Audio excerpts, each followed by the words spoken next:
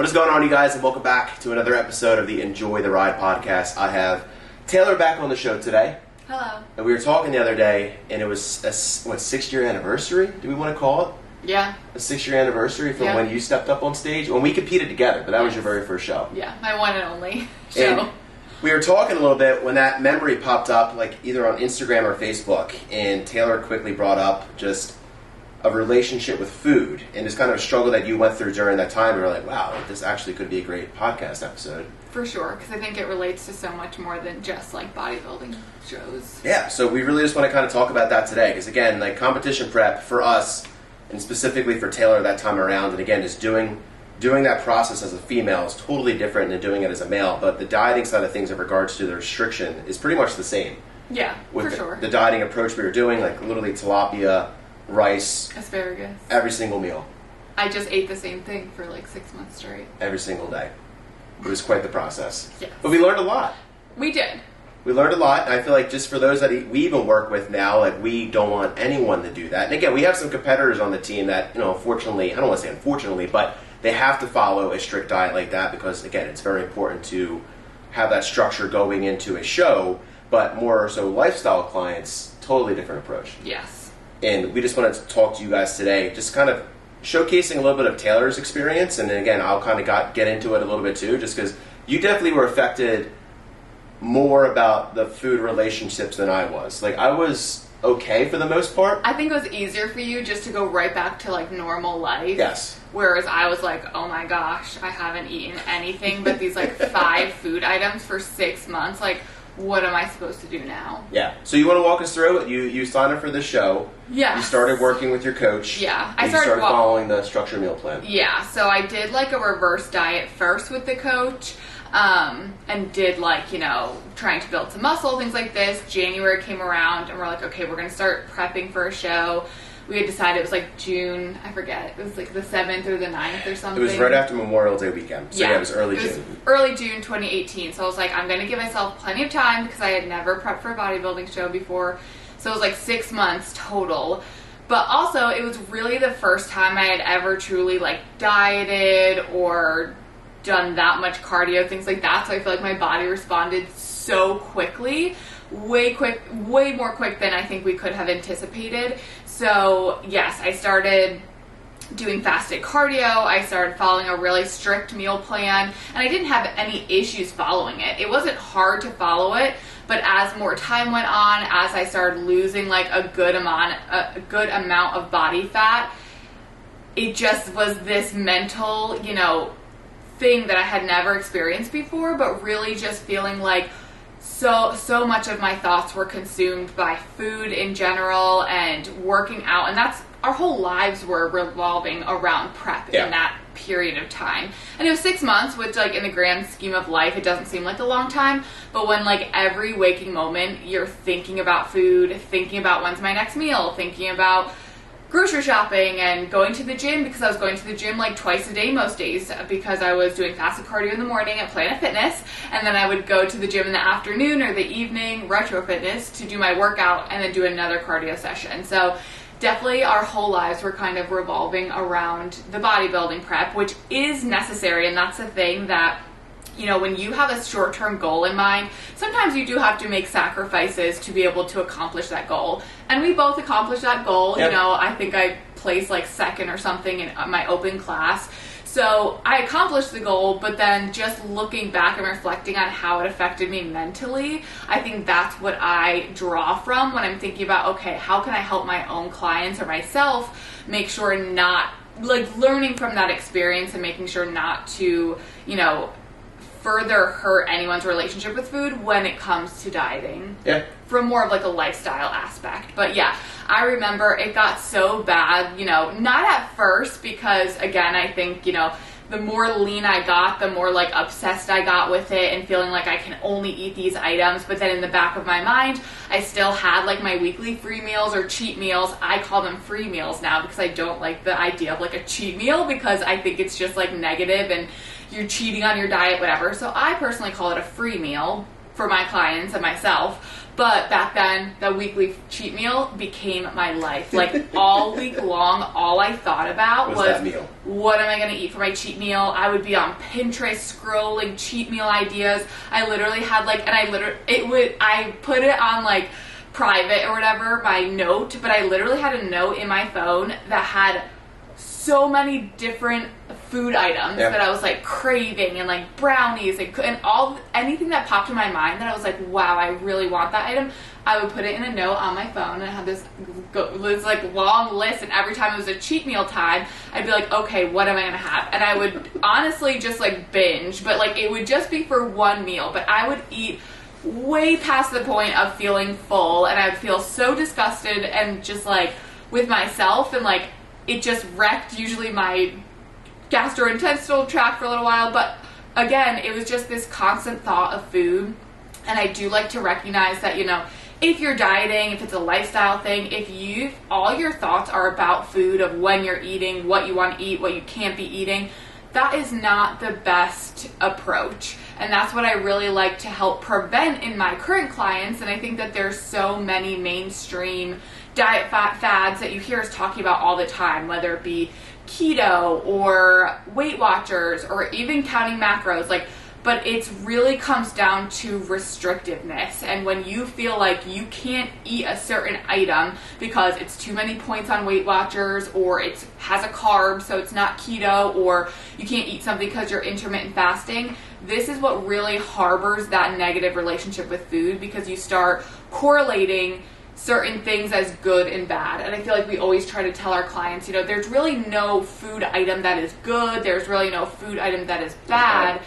It's just ones that are maybe more nutrient dense versus less nutrient dense, but you can have it all within moderation when it comes to like living a healthy lifestyle. But it was truly in that prep that my relationship with food was totally wrecked, because now I just felt like I can eat these truly like 5 to 8 food items. Yeah. And that's what's going to help me continue losing weight and being ready for my show. But then once I got done with my show, I had absolutely no idea how to reincorporate every other food item other than the 5 that I had been eating for 6 months. And that's what really wrecked me mentally. Of course, my body was in such a depleted state as well. So even though I didn't necessarily start eating a ton more or even different foods, I started gaining weight, all the, you know, typical post-show rebound that occurs. And I think in the first month, I think I may have gained 4 to 5 pounds. It wasn't even like an immediate rebound, but I think I got then to a place where I was like, I simply can't keep doing 90 minutes of cardio every day, which is what I was doing, 45 in the morning, 45 in the afternoon, and keep under eating like this. So my body was obviously kind of like shutting down more or less. And then I started gaining weight. I was frantic because I didn't know what to do at that point. I don't think, you know, I didn't have the best guidance as far as reverse dieting. I wasn't as knowledgeable back in 2018. Well, reverse dieting was like a new thing back then. That's the thing. No one talked about it. Like, that wasn't even a term. No. Like now every coach is like, reverse diet, yes. Metabolic priming, but that wasn't even a thing back then. And that's crazy because it was only 6 years ago, but it really wasn't. So I was kind of in the dark. Matt, on the other hand, just goes full-blown eating like a regular food. This wasn't my first show. No. Like I competed, like your 5th or 6th I competed a few years before Taylor, a few shows before Taylor started doing this. So like I went through what Taylor went through that first time, my first show, that I gained a lot of weight right after the show because I ate like a maniac because I didn't know any better. But it does get easier the more that you compete, just because again you know what you're getting into post show. So I was okay. But for you, this was I think you coped a little better with gaining weight. No, yeah, I was. Like if you gained 10 pounds in the first week, you're like, yeah, it's fine. Because it was like straight muscle for me. I like looked huge in the gym. But to me, I was like, oh my gosh, I'm gonna get fat. Is really what I thought, and it just wrecked me. And it took so long to get over that, mostly mentally, and then then just the restricting and binging cycle that occurred, and like it just. I straight out say I'll never compete again, mostly because I don't want to have to endure, even though I think I've learned so much and I could do it differently now. I just think that the, restrictiveness that it requires, because even if you're counting macros and you allow for flexible dieting, you still have to be really strict regardless to be able to get into the shape that you need to be on stage. You know, I was like sub 10% body fat, which is so low for a female. So never want to do that again. But again, like I said, I think I've learned so much that I can really, you know, bring it into lifestyle. And when I have clients that feel like, you know, they're thinking about food all the time, that is a red flag to me to say something is not right. Your relationship with food is not balanced. So it's something we have to address before we continue pursuing weight loss or whatever the goal is, because I know ultimately if you want to be able to maintain, you can't have a poor relationship with food and think that you're going to be able to maintain the results of your diet or whatever you're doing long term. So that's a huge thing that I think we all incorporate here at Team Make Waves, is like really fostering an appropriate relationship with food. And that comes down to understanding that you can have anything really that you want as long as you're moderating it. And I just had a client like last week or 2 weeks ago, their non-scale victory for the week was that they went to the fair and they enjoyed like a third of a funnel cake, versus usually they'd have the entire thing. And I think that's like a beautiful representation of having a healthy relationship with food, in the sense that you're not thinking like, I can't have this or I'm not going to lose weight. It's, let me have some of this to enjoy it because I love funnel cake, but let me not overindulge and eat the whole thing, which may prevent weight loss. Yes. So I think that that's huge. I know that it's huge, and it's something that I really think is important, that if you're dieting currently, take inventory on your relationship with food. Do you feel like there's like, you know, are you making a note on your phone, you know, of the items that you really want to have but can't? And then you're going to have that on your cheat meal or your cheat day. You know, I don't like those because, again, it's harboring this negative relationship with food that like, okay, well, if I eat Monday through Saturday and I eat perfectly on plan or perfectly to my macros, then I can just go all out on Sunday. No, let's moderate things 7 days a week and allow for flexibility any day of the week. It doesn't matter what day of the week it is, but also in a way that's going to support those weight loss goals. Yeah. I think that's great, and I would say I was more affected by like the social gathering side of things during prep. Yeah. Like Taylor and I just graduated college, right? And of course, a lot of our friend group and a lot of our family prepping, you know, for the show in summer. You know, it was beautiful weather, happy hours, you know, birthday parties and celebrations going on. And for me, that was the thing that affected me in not the most positive way. It was, of course, like saying no to people and feel like I was missing out on life. And like Taylor mentioned, when it comes to food, that was one thing that I always try to, of course, like make sure that our clients know, and just, you know, do a better job myself now. Yeah. Is just having that good balance of being able, like Taylor mentioned, being able to go to that fair and not have a whole thing of funnel cake, but like a small part of it. Like that for me took me a long time to, of course, adapt and get used to following that show. Yeah. Was being able to go out, make good mindful decisions when it comes to drinking, make good mindful decision when it comes to, of course, ordering out at restaurants, not having to bring my Tupperware of tilapia and sweet potato anymore. But that's important because, again, like when you're doing this process and journey, there are going to be events and activities and gatherings that are going to be, of course, part of the journey, right? And you don't want to miss out on those things, especially like if they're going to be important to you and going to be meaningful. So being able to navigate those in a way is also huge, right? Totally. In regards to being able to practice that balance and just knowing what to do and, you know, not restricting yourself while you're out there or beating yourself up too bad if you do go a little overboard, right? Like that was a big thing for me. It was like, all right, I went out and I had a few drinks, or I went out and I had some food that wasn't on my plan. You know, during show prep, like I would punish myself with hours of cardio trying to sweat those calories out. But now it's like, hey, like that happened. I got to have a short-term memory. I got to get back on the horse and kind of pick myself back up. And again, for me, that mindset just took a little bit to adapt and really put into practice. But again, having that balance is so freaking important. Oh, yeah. And I always, you know, clients will ask, you know, it's Thanksgiving. Should I like prep my food beforehand? Absolutely not. You know, that is that bodybuilder, you know, that's what we would do, you know, if we were prepping is I would literally go to a restaurant, order like just green lettuce and have like tuna in my bag and dressing to put on. That is so extreme. And again, yes, in bodybuilding prep, maybe it is required because you have to get into But people, diet culture, people think that. Yes. Like we'll have people that sign up around the holidays and be like, am I gonna have to meal prep for Thanksgiving? Yeah, Or, like what do I eat for Thanksgiving? I'm happy to meal prep for Christmas, and I talked to him like, what are you talking about? Like, you're gonna have Christmas cookies, you're gonna enjoy the food. You're like, oh my gosh, I can? And I'm like, yes. And it's important that you do. It's not just like, can I? And the thing is, if you go to an event and you don't want to have the dessert, there's no need, like, you don't have to have it, but also having that, it's really that flexibility mentally to feel like it's no problem if I have Thanksgiving dinner with my family. It's no problem if I have that insomnia cookie. It's no problem, you know, within moderation. Yeah. Because so many times people are going from complete oblivion in the sense that they're just eating everything and anything that they want to then being on this super strict plan without being able to, you know, it's about learning how to be flexible in a way that will support the goal. Because at the end of the day, we can say, yes, be flexible all you want, but if you're not getting to the end result, which is usually weight loss, then what, you know, it's not going to be supportive of that goal.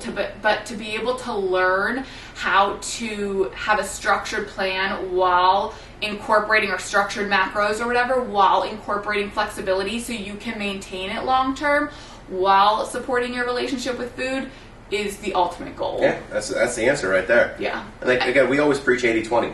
Yeah. Right? Being able to be on plan 80% of the time, and again, having that extra 20% to kind of relax and enjoy your favorite foods, or again, just have that flexibility and freedom. Yeah, and I think it's more of the mentality of flexibility versus, because then people will be like, well, I was 82% off like, it's not that we do deep. have those. It's a mentality that if you're following whatever program we're doing, if you're active, if you're eating well 80% of the time, then that 20%, which includes going to a wedding, holidays, vacations, if you allow yourself more flexibility in that time, then you will still be able to accomplish your goals. And that's, you know, so important to understand. And truly that is what makes or breaks people's plans or progress. Because if I'm sure so many, I always say, you know, if I was to tell you you had to eat in bodybuilding prep, those 5 items, you could do it for a period of time, you'd probably lose weight, but what can you actually maintain? I think that also is why, you know, these fad diets or these really restrictive diets work for a period of time, but you're not able to maintain it. And that's, you know, it all really does come back to, how do you think about food? Is it something that is controlling you? Is it you have a negative relationship with food, so you feel like there's foods that you can eat, foods that you can't, and if you do eat those can't foods, then you're just in a spiral of feeling like you've, you know, cheated or undone all your progress. But do you have a healthy relationship with food that you're not thinking about all the time? You want to fuel your body well, so you're going to choose foods that are nutrient dense, high in protein, all of those things.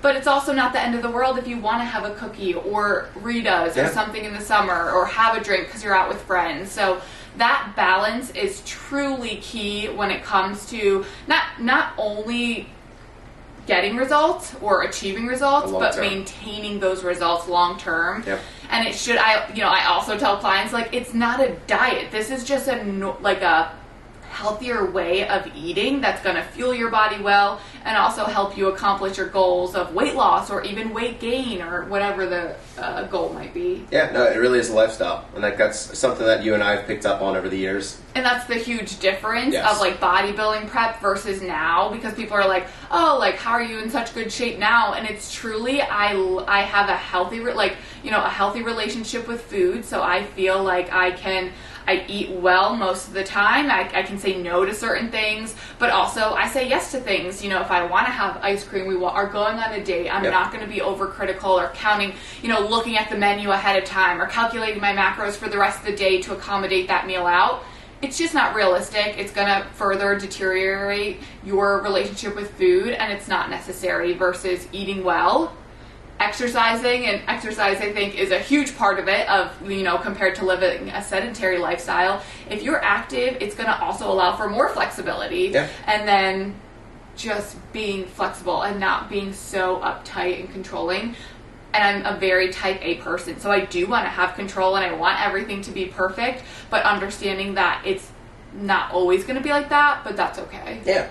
No, and I think even like with your type A-ness when it comes to your dieting approach now, like you have the most fun and flexible options all day long. Yeah. Like, because I have learned what, there always has to be priorities, and like right now I'm more prioritized on like my protein intake always, because that's so important. And fiber. But then like fiber intake is a big thing, so I'm like paying more attention to my fiber intake because I have high cholesterol and I need to get that down. But again, you're doing a great job. Like your type A is coming in, that you're planning your meals out like, Yes. before the day even begins. We suggest to everybody. Yeah. But Taylor's I do it more on like a week basis, so I can also grocery shop more effectively. But she's also having like these awesome meals, like a ton of fun. Like she's having a lot of freedom with it. And again, I'll eat the same things every single day, never get bored of it. But I like look at her, she's like mix and matching all these things, and I'm like, that actually looks really good. So again, like you're doing such a great job with that now too. Still planning ahead of time, but again, just being able to have that flexibility coming into play. Yeah. So. Yeah. So I don't ever regret doing the bodybuilding show or prepping. It was grueling. It took a lot of discipline, and I wanted to prove to myself, like not just as like a person, but also like having type 1 diabetes, that I could do it. And at the end of the day, I look back and I'm like, I did it, and I did a great job. Yeah. You got nationally qualified. Do I ever want to do it again? No. But not because of a physical aspect, more because I don't want to have to deal with the mental toll that it takes from having to be so restrictive. So I'd rather just live my life. I want to be able to go out to eat and not bring my tuna packet and salad dressing. I want to be able to, enjoy occasions with family and friends and stuff like that. And now we're at a point that we totally can, while still like supporting our overall goals with health and fitness. It's a beautiful thing. I'm not saying it's going to be out of the picture for myself, because I always get that itch for it. But I will say this too, like it's such a blessing that we both did this together, because again, it showed us what we would never do long term, for the rest of our lives, right? Being able to recommend for other people. So that really has built, that really has helped grow the business, and again, has kind of built a great foundation for our dieting approach for those that we work with. Again, we try to give all of our clients as many different options as possible, just because again, we don't want them following what we call the caveman diet, that they got to have tilapia and rice every single day, just because it wasn't fun, it wasn't sustainable. But again, being able to give them a lot of food flexibility and freedom is just a beautiful thing. Yeah, and being able to recognize when someone has an unhealthy relationship with food, because sometimes it's hard when you're in it to identify that, but it's very clear, having gone through the different cycles of restrictive dieting, then gaining a ton of weight, then losing it in more of a lifestyle approach, in being able to recognize, okay, we actually, to be able to support you in your long-term health, we need to start, if I identify that someone has a really unhealthy relationship with food, I actually start incorporating more flexibility as a way to try to overcome it. Now, of course, we're not like certified mental health professionals, so if it requires something greater, we definitely make that recommendation or that referral. But if someone's just like having a hard time, let's start doing intuitive dinners. Like, we'll follow the meal plan, breakfast, lunch, dinner, snacks, but let's start eating intuitively with dinner as a way to kind of heal that relationship with food. And the way that really happens is by being more flexible and not being as restrictive. Yeah, which is funny too, because that is also difficult for people to do initially out the gate. It's so difficult, because you have this like your mind's stuck cause on and that. effect of, I have to eat these items or I'm going to gain weight, or I have to do this or I'm going to undo my progress, and that's not the case at all. There's a way to be again, the number of times we've said flexible in this podcast, but still, the flexibility is key, and I think that's what, people lack when they're just doing, a random diet, or they're yo-yo dieting and things like that. They lack the flexibility, and that is what prevents long-term sustainability. Yeah. No, this was great. I feel like this is going to be very helpful. Yeah, hopefully. Yeah, but it was just funny, because again, like that memory popped up on her phone the other day, and we're wow. I see the pictures of me in my prep, and I'm like, oh my Lanta. Like, it's actually crazy to think about that I was that lean ever, but then I also think about what it required, and I'm like, yeah, I was doing 90 minutes of cardio for months on end. Yeah. I'm just like shocked my body was able to like that will be a whole nother podcast episode talking about your reverse diet experience. Crying in my bed at 10 p.m. because Taylor went through a dark time. Yeah. But you live and learn. Live and learn. And that's a story, again, I feel like a lot more listeners or even our clients will kind of connect to, just because, again, for those that have gone through chronic dieting for years, not even knowing it in regards to under-consuming calories, just wrecking their metabolism, wrecking their hormones. It takes a long time to heal and get them back in a place that you can diet. And Taylor, you went through that firsthand. Yeah. So it was a long process for you. At least 2 years. Yeah. And then I finally was able to get look at her now. She's living life. Normal life. She has food freedom. Yes. She's doing great. Beautiful thing. And that's what we want to help everyone be. That's at least what my motivating factor in like coaching in the online space is being able to help people reach their goal, because I don't think anyone can really have food freedom if they're not confident in their overall body weight and where they are physically. But once you get to that place, how do we maintain this so we're not just gaining all the weight back, or not continuing to be restrictive forever? Love it. Well, I appreciate you taking the time. Of course. Guys, if you have any questions for Taylor, I will have her Instagram handle linked in the description below, so you'll be able to see that. Feel free to shoot her a DM. She'll be happy to help out. But we really hope you guys enjoyed today's episode. If you did, whatever platform you are listening on, if you could just do me a quick favor and smash that thumbs up button, I will really appreciate it, and we'll see you guys in the next episode. See ya.